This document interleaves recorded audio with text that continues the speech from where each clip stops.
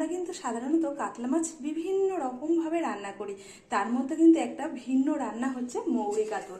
আর মৌরি কাতল মানেই কিন্তু তার একটা অন্যরকম স্বাদ, অন্যরকম গন্ধ, অন্যরকম টেস্ট, একদম কিন্তু সর্বশ্রেষ্ঠই বলা যেতে পারে যে মৌরি কাতল রান্নার মধ্যে কিন্তু একটা অন্যরকম রান্না। বিভিন্ন অনুষ্ঠান বাড়িতেও কিন্তু আমরা এই মৌরি কাতলের নানান রকম রেসিপি খেয়ে থাকি, অন্যরকমভাবে কিন্তু রান্না হয়।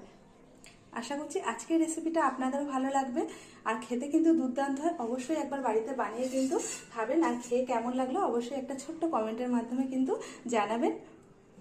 সবশেষে দিয়ে দেবো আরও হাফ চামচ মৌরি, ওপর থেকে এইভাবে কিন্তু মাছের উপরে ছড়িয়ে দেবো। অসাধারণ লাগে, আর অসাধারণ একটা রান্না, বারবার একই কথা বলছে, মানে দারুণ রেসিপি একটা। চলুন বেশি কথা না বাড়িয়ে এবার মূল রেসিপিতে ফিরে যাওয়া যাক। দেখতে কতটা লোভনীয় হয়েছে দেখুন, দেখতে যতটা লোভনীয় হয়েছে খেতে কিন্তু ততটাই সুন্দর হয়।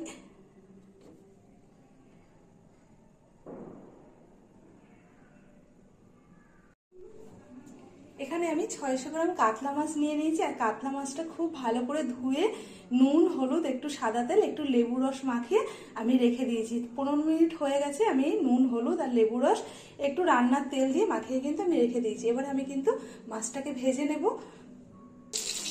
এদিকে কিন্তু মাছগুলোকে খুব ভালো করে ভেজে নিয়েছি, লাল লাল করে একটু দুই দিকে। মাছ ভেজে অন্য একটা প্লেটে তুলে নিয়েছি। এবার একটা কড়াই বসিয়ে নেব। কড়াইটা বসিয়ে দিয়েছি, কড়াইয়ের মধ্যে এবারে দিয়ে দেবো মৌরি। যেহেতু আজকে আমি মৌরি কাতলা করব, তাই রান্নাটা আজকে মৌরির দরকার হবে। সেই জন্য আমি এখানে একটা বাটির মধ্যে নিয়ে নিয়েছি 2 চামচ মৌরি। মৌরিটা শুকনো কড়াই একটু ভেজে নেব, যত সময় একটা সুগন্ধ বেরোচ্ছে তত সময় একটু নাড়াচাড়া করে নেব। আর গ্যাসের ফ্লেমটা একদম লোতে দিয়ে ভাজবো, যাতে মৌরিগুলো কিন্তু পুড়ে না যায়, সেদিকটা কিন্তু খেয়াল রাখতে হবে। পুড়ে গেলে কিন্তু মৌরির যে টেস্টটা সেটা কিন্তু নষ্ট হয়ে যাবে। আমি ওই 1 থেকে 1.5 মিনিটের মতো নাড়াচাড়া করে নিয়েছিলাম। দেখুন কিন্তু মৌরির রংটা কিন্তু একটু বদল হয়েছে, কিন্তু পুড়ে যায়নি, আর একটা খুব সুন্দর কিন্তু গন্ধ বেরিয়েছে। এবার আমি মৌরিটা নামিয়ে নেব, নামিয়ে একটু গুঁড়ো করে নেব।